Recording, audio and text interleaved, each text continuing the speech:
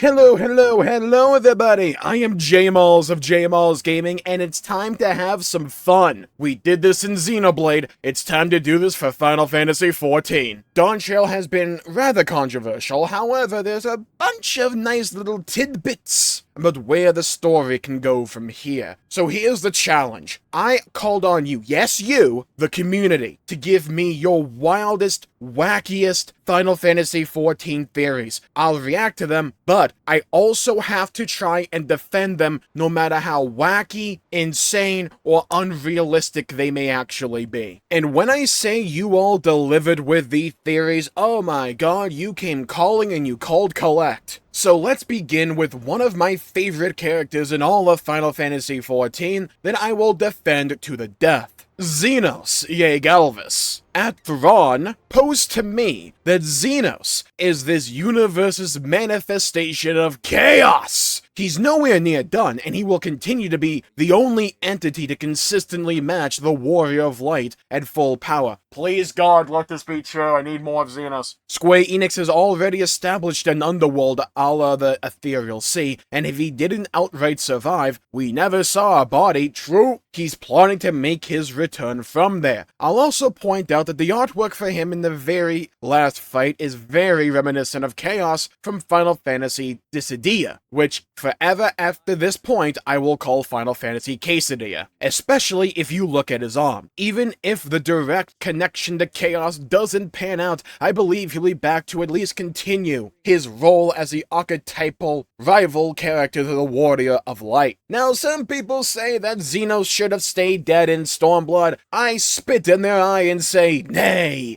he should have been the main character. There's a few characters in any game ever that I no longer care about the quality of the story, I just want more of them, and that for me is Zenos. I'm an unabashed fan of this character. I love him so much, he makes each scene so much fun for me. I love how he bounces off the Warrior of Light, not in that way. And for me, the aspects of his character that I really came to appreciate came after his resurrection after 4.0. And look, it's not just because I may have called his entire Endwalker and possibly even Shadowbringer story to a shocking degree, I think that just more reflects how in tune with this character that I am. And I know I'm supposed to make a valiant defense for these theories, and I know this is the first one of the video, but honestly, I just kinda hope this is true to some degree. He's squarely in the position where if we never see Zenos again, he's done his job, he'll still be one of my favorite characters. However, I still think there's a lot that can be done with having a foil to the Warrior of Light, especially in this brand new saga and arc. I also won't lie to you, I really want to see that interaction between Zenos and Zero when Zero comes back into the actual main story. Got to imagine she would be at his throat, and I just want to see that interaction badly. But now if I'm to actually provide a good defense as to how this could actually happen, the story can go pretty much anywhere at this point. And if they do go in the direction that I kind of think they very well may, and that is lean more into the Warrior of Light being a direct character, then I think we will see Zenos in some capacity in the future. There were those theories before Dawntrail that maybe we see Zenos come back in some capacity with an Amnesia plotline. I don't know how much I really hold to that anymore. But we know that Final Fantasy XIV loves to reintroduce villains from other Final Fantasies, but retool them and recontextualize them to work in Final Fantasy XIV. And you could easily do something with Chaos, and if it's not necessarily Zenos,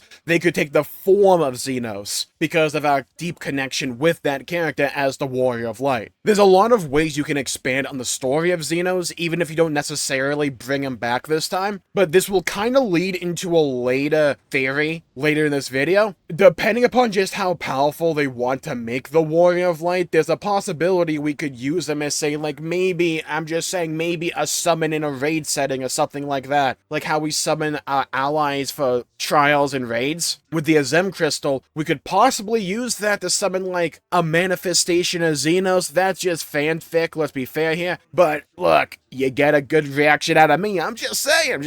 There's many ways. If the story is there and they have a compelling story to tell, this is always the caveat I'll bring up when it comes to like any long form story. If the writers want it to happen, they can make it happen by simply writing it in. All they gotta do is add some new doodad that does the trick. That's all they gotta do. It just depends upon what direction they want to go with this story in the future, and with Dawntrail kind of being very much open-ended as to what the next big theme will be. If they want to do a more personal narrative about the Warrior of Light, now that we kind of had this break with Dawntrail on focusing on the Warrior of Light specifically, we had this break. If they now want to really like dive into it, I don't see how you do a deep dive into the Warrior of Light with the story of Final Fantasy XIV being as it is without mentioning Zenos in some capacity. Or possibly even have Zenos play like this esteem role, where if you did the Heavensward 30 to 50 Dark Knight job quest story, kind of in that role. You can argue, well, they've already done that for the Warrior of Light. You could do it again. Like, there's ways to do this and to make it stand out and to be interesting.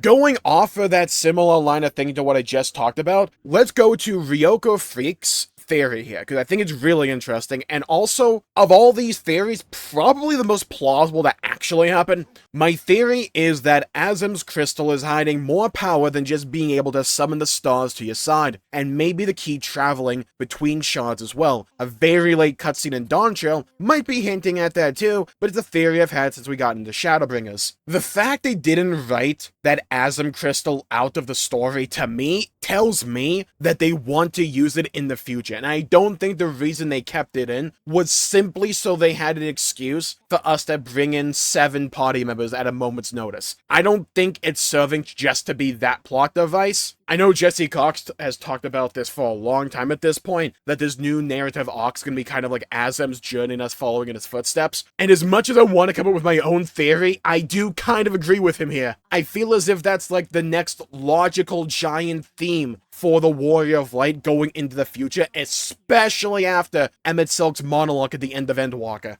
Spoilers for Dawntrail if I didn't already say that, by the way. That post-credits scene, which shows the Warrior of Light looking at a map of Tataru, and, at least for my character, focusing in on, like, the north of Jacques Tataru, it makes me think that the Warrior of Light has an idea as to where they want to go already. We wanted to go to Shaloni to begin with, but then the events of Dawntrail interrupted us, so we couldn't really finalize that journey. And if the story is going to focus more on the Warrior of Light and focus more on Azem specifically, then expanding on the story of the Azem Crystal makes the most logical sense to me. Especially since this story, in my opinion, is clearly going in the direction of shard hopping. It is introducing more concepts, more plot devices, more mechanisms that we can utilize to advantage to traverse to different shards. What with like the Grail key that we have, that we use to get the living memory, just stuff like that. They've introduced a lot in this regard, especially in the patches of Endwalker as well. Having the Azem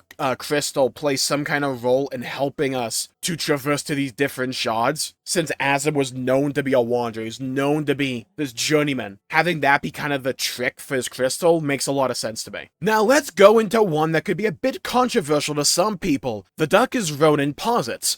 One of the expansion or patch stories down the line will have us go back in time to stop the 7th Umbral Calamity, or possibly even the Sundering. Now, like, this is the first one I'm actually going to struggle to defend because I don't know how actually likely this is, but I kind of revert to what I've already talked about, where the story is in this position, this jumping off point, where it can go in any number of directions. You could easily have a plot thread be that we go back in time to try and stop the 7th Umbral Calamity, because for whatever reason, it leads to some event that we cannot allow to happen. You may be saying, Jmulls, this sounds like Shadowbringers with Grahatia and the 8th one. Yeah, but retool the context a little bit. He's trying to prevent a future calamity from happening. For us, we go back in time to, like, stop the 7th Umbral Calamity because we realize we're on a collision course with an unchangeable, unmalleable destiny that we cannot allow to happen. It could be as a direct result as to some entity or empire from another shard that is posing some like existential crisis or threat to us. That's a direct result of the 7th Umbral Calamity or whatnot. Or maybe we have to go back to that time period to learn some key piece of information or bring back some relic so that we can use it in the present. They have introduced time travel before in Final Fantasy XIV. We had an entire raid series with Alexander, and we also had Shadowbringers with Grahatia. It's not outside of the realm of possibility that this is a plot line or plot device they may want to invoke at some point again. There's also one situation I can think of where it would give them the perfect opportunity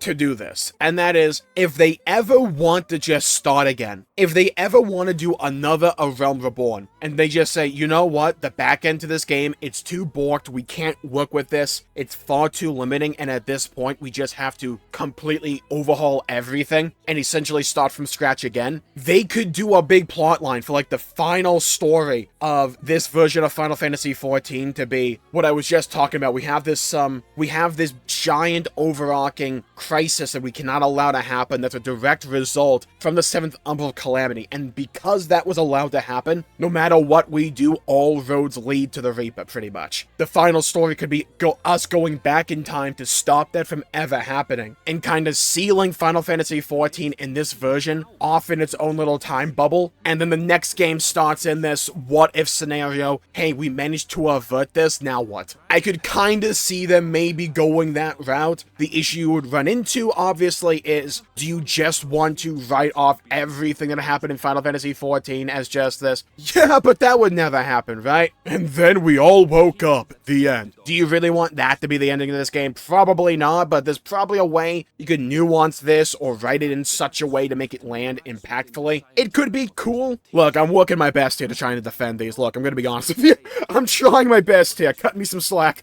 This next one's not going to be any easier for me, though. Oh, God. Okay. At DazinTron8412 tries to torture me with this one. The Warrior of Light is one step away from joining the remaining Ascians. And personally, I would love to see a story where we truly become the antagonist and go through a couple expansions as a villain kind of character, and then get brought back to the Scions later. Got me in the first half, not gonna lie. There was a theory that I had back at the end of Stormblood. Not even. I mean, talking the end of 4.0, where we had that dialogue in the Grand Menagerie with Zenos. And there was a moment there where it kind of felt as if they were planting a seed, as if they were doing some kind of trigger, that depending on the choices you make in the dialogue, somewhere down the line, if you hit enough of these checkpoints, your character would become the villain. Because they kind of tease this, especially throughout the Dark Knight quests, though that does kind of wrap up with you realizing you're the hero, yada yada yada yada yada, yeah. There's numerous moments where it's like, hey, the Warrior of Light, he's on the brink here. His motivations aren't just necessarily Saturday morning cartoon hero. And then again, at the end of Endwalker, again with Zenos, you have this moment that I absolutely picked immediately, where you could say, you know what, Zenos, you are right. I'm not just doing this to be a hero. I love the thrill of this all. I love the thrill of battle. I love overcoming these greater and greater challenges that are posed to me. I love this. That I can't deny. And with Shadowbringers, they did kind of advertise it a little bit with us becoming the villain, becoming the Warrior of Darkness. It was contextualized within Shadowbringers as, oh, the villain depending upon perspective, though we never really felt like a villain to me. But that did generate a little bit of hype, and I'm not gonna lie. If they did an expansion story where we ended up being the villain for whatever reason, obviously it would be to some grander good, just that we have to act like a villain for now. I would be so on board with that, it's insane. Like,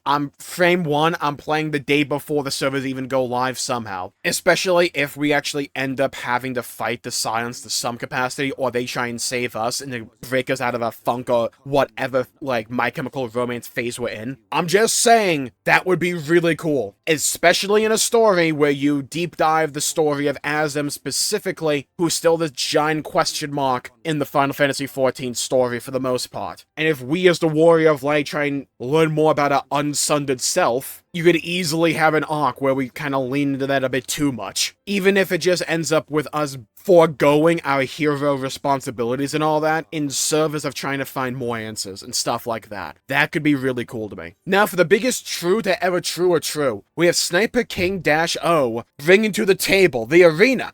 Dawntrail was just a big elaborate excuse to cover for why Yoshi P turns Erenville into the only unlimited quote-unquote Beastmaster job user in the entire game by the time the last major expansion patch rolls out. It's going to be funny. We can all admit this. this. Even if you really want Beastmaster to not be a limited job, it's going to be really funny in the future if/when Erenville is a Beastmaster and we can use him in trusts. That's going to be comedy. And you know what? I kind of want this to happen, where Beastmaster continues to be just a limited job for us, but for Erenville, he can use it whenever in trust dungeons, because I just want to see those forum posts. I just want to see them. I want to read them. I want to see the anger. I want to see the poison. I want to see the vitriol, yeah? It would be mad funny. Also, it'd be content. However, it'd be really funny. And it would also make Erenville feel a bit more special, and to me, I think he kind of needs that, especially if they're going to continue to have him in this main character or, like, main party role for us going into the future, which is what I think they're going to do with him and Krile. I think that's a definite possibility. This will probably be explored more in the patches themselves than, say, 7.0, but I want this conspiracy theory to be true because I think it'd be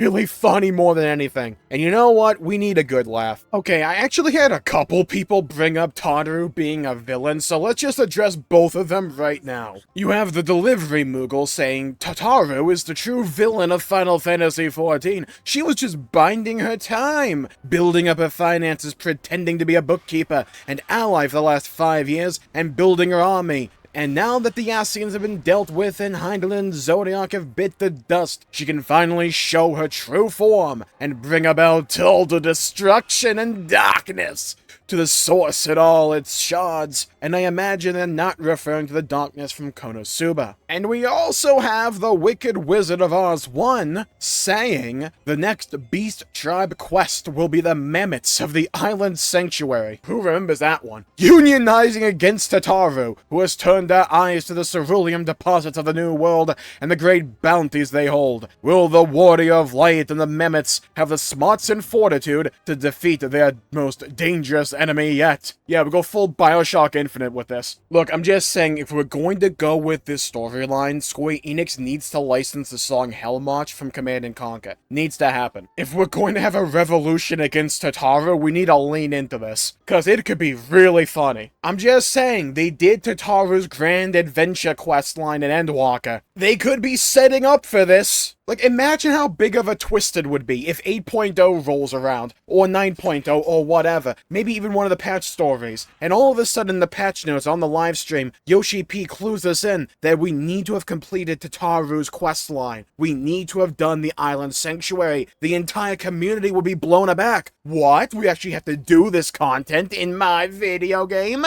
So we go back, do the Island Sanctuary, do that questline, wonder what it was all for, and then all of a sudden we have that great reveal. The Tataru reveals herself to be Tsar Tataru, and we have to overthrow her in a mammoth revolt. Look, with how Final Fantasy XIV likes to tie in political concepts into the game, this would be absolutely comedy. Can you imagine Soken cooking on the soundtrack for this questline? I need it. Oh, even better, here's an idea. To all the people out there that played Call of Duty Black Ops 1, you have the Warrior of Light locked in a room with Tataru, going in for the kill. We finally managed to survive, but then we just say, "My name is Zenos, yea Galvus, and I will have my revenge!"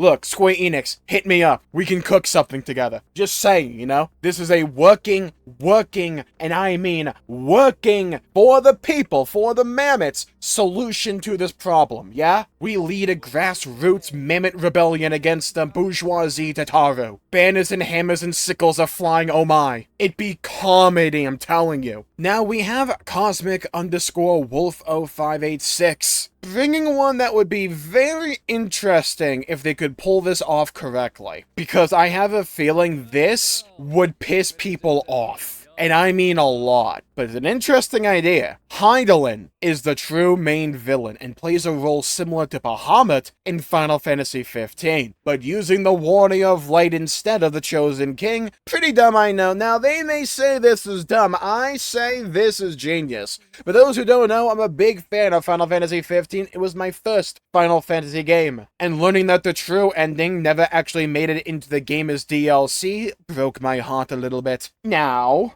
Should they do this? No. Now, with that out the way, however, if they wanted to go about doing it, we do need a villain for this new arc. And you could say the Hydaelyn Zodiac arc is done, but if you just spin it and say Venar's still around, for whatever reason, then it could work. I'm just saying, right? I'm just saying we could pull this off somehow, and have her be this grand manipulator like Solskjaer Azem, but for Final Fantasy XIV, she planned everything down to the last minute detail. She alone would be the final one to survive. She wanted mankind to no longer have wings to fly, and henceforth they shall walk, so that she can be the only one with wings in the sky. Dude, I am telling you, let me give you the true answers, yeah? Double entendre. Now, Venar/Hydaelyn is one of my favorite characters in this entire game, and I hold this story in extremely high regard. I love Endwalker largely because, 1, Zenos, 2, Medion, but also, a big part of that is Hydaelyn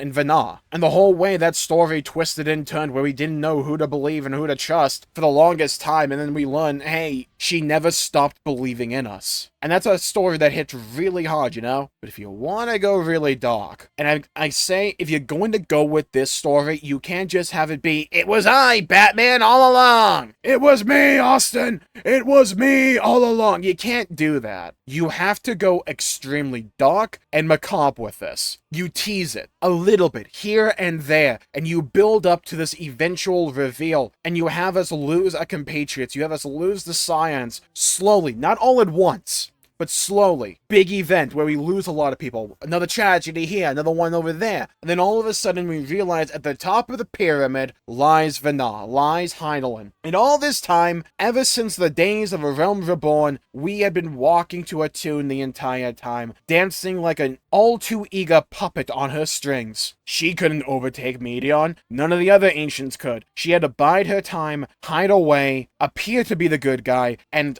build us up so that we can take out her greatest threat to herself. And then afterwards, her true plan could be enacted. Because sometimes the truest evil, the one that has the most lasting effects, is the one that knows how and when and where to bide its time, waiting for the most opportune moment, like a viper in the grass, to strike at the ankles of us, to inflict the most damage possible, and to allow the wheel of their own machinations to continue to ever spin. Will this happen? Hell no. However, if they were going to go about doing this, I think somewhere along those lines would be the play. You would have to be extremely dark, there would need to be a lot of sacrifice and a lot of consequences, and a lot of death. You would have to go really dark for the story to actually work. But I also just really like what they did with Venar, so like, maybe we just do that, just say it. Mavic 3892 comes to the table. We use the key to travel the remaining reflections, where we conveniently encounter that world's hero. They turn out to be an Azem shard, and we rejoin. 14 continues to the Warrior of Light,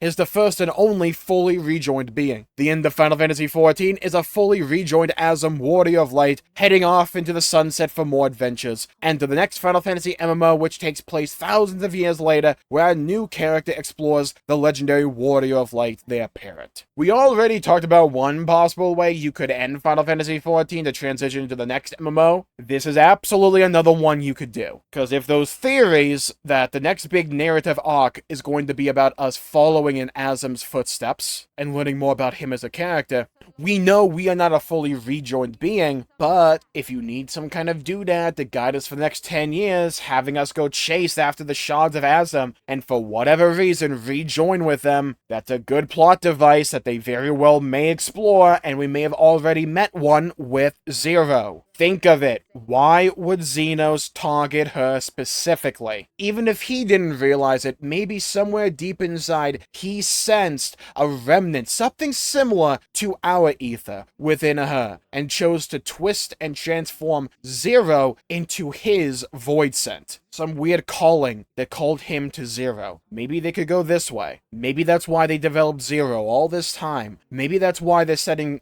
so many internal mechanisms up to aid us when we eventually go shard hopping. And with one of the biggest tools in our kit being our use of Dynamis, maybe be an opportune way to augment the playing experience as well, as we learn to rely on Dynamis less and less because our ether becomes greater and greater after we rejoin more and more. And instead of doing what Emmett Silk wanted to do, which was rejoin the entire worlds, we just rejoin pieces of us to form Azem once again. And honestly, just tying the new main character in the next game to the previous Warrior of Light has so many potential stories you could tell with that, and continue to, like, bring over some remnant of our memories with this game into the next one, by having the new character be related to our old character in some way. It's possible. Probably not gonna happen, but it's interesting to think about nonetheless. We talked about time travel before, we're gonna lean a little bit more into it here. We have Tajin Q hypothesizing Zoraal Ja is not Zoraal Ja's son, but his past self brought to the present through time travel shenanigans. It doesn't make sense for Zoraal Ja to have a son if he's the only Jmulls in Alexandria. He's the son of a two-headed Jmulls, individuals thought to be sterile. So to have a son of his own would be even more unlikely. Also, he's a loner who doesn't trust anyone, doesn't help with getting a partner. They might tie Alexander to Alexandria at some point. I mean, come on. Yeah, I thought about that name convention as well. Traveling between shards implies some space-time manipulation. In the Twinning Dungeon in Shadowbringers, we discovered the ironworks in Graha and the Tower back through time and space by creating and using a pseudo-Alexander. Maybe he interacted with Alexander, or the key is tied to Alexander in some way. Somehow a child version of him was brought to our world. It does get into timey-wimey shenanigans, because theoretically, if you go back in the timeline, pluck a young Zoraal Ja from that and place him later on, then the Zoraal Ja we know, who is older, should remember that, and maybe he does. But then what happens to Zoraal Ja from point A to point B? What happens to him growing up after the theoretical point that he's plucked by his older self into the future? They didn't mention him disappearing for like 10 plus years or whatever. However, there's ways to go about this by just having it not be, say, the exact same Zoraal Ja. Have it be from another timeline that we can just kind of erase on the blackboard like we did for the 8th Umbral Calamity. And you just essentially bring this alternate version of a young Zoraal Ja into our world. With how much Final Fantasy IX they injected into Dawntrail, it is important to just reiterate the connection between Alexandria and Alexander is not only by name, it's a plot point in FF9. Alexander is in FF9 in a rather large role. Like, some way, somehow, they could absolutely have this be another connection and bring this to the table and explore it more. They've had raid stuff become important to the main story. They did this with the Crystal Tower back in A Realm Reborn. They brought Grahatia in as a main character with Shadowbringers, and then eventually made it a requirement to do Crystal Tower. They could do that again with Alexander, because the story's not over. This crown is a giant question mark. We know Zoraal Ja is still back at Alexandria. We don't know what he's doing. I mean, Zoraal Ja. We don't know what he's doing there, besides just being a little lizard kid. And we have absolutely no idea what the patches necessarily will cover. It's entirely possible they try and tie in Alexander somehow here. And it was kind of odd. Like, they could just never address who Zoraal Ja's mother is. They could just never address that and just be, yeah, he found someone, had a kid with her. Like, that's as far as that story could go. If you want to expand on it, it would be kind of wild to think about. But seeing as a few other theories we've had in this video alone concerning time travel, this could be another tool or mechanism that we can use to also aid in those stories down the line. So maybe at the end of it all, this is all connected into one grand theory, and I just have ended up spoiling the next 10 years of Final Fantasy XIV. Is it likely that that's the case? No. However, let a man dream, yeah? And for a final theory of the video, we have Skit Legaldia Theory. I have never even touched Final Fantasy, but I think the old guy who suplexed what I assume to be his son while in his underwear is actually the god of the universe, and we are his disciples. And you know what? I agree. Godbert Manderville is probably the god of the universe in Final Fantasy XIV. It just makes the most sense. And if they could tie Hildebrand into the main story, I'm already sold on that hook, line, and sinker. It just makes sense, people. I'm a Hildebrand believer. I'm a believer, I'm a believer. Have you played the Hildebrand questline? Look, they're not normal. And Godbert being the god of everything in Final Fantasy XIV, you know what? At the end of the day, a lot kind of falls into place when you think about it like that. And with that, I think I'll call the video there for the day. Thank you all for tuning in. We got through quite a few theories today, but more is yet to come. Leave a comment down below with your own wild, wacky theory you want to see me defend or react to in the comments down below for a future video. Let me know. I'd love to hear your theories and see how wild and wacky you can all get with this. And while you're down there, please leave a like and subscribe. It really helps the channel out and helps support future content, and I greatly appreciate it. Stay safe, have a great day, and I'll see you all next time. Bye-bye, everybody. Until we meet again!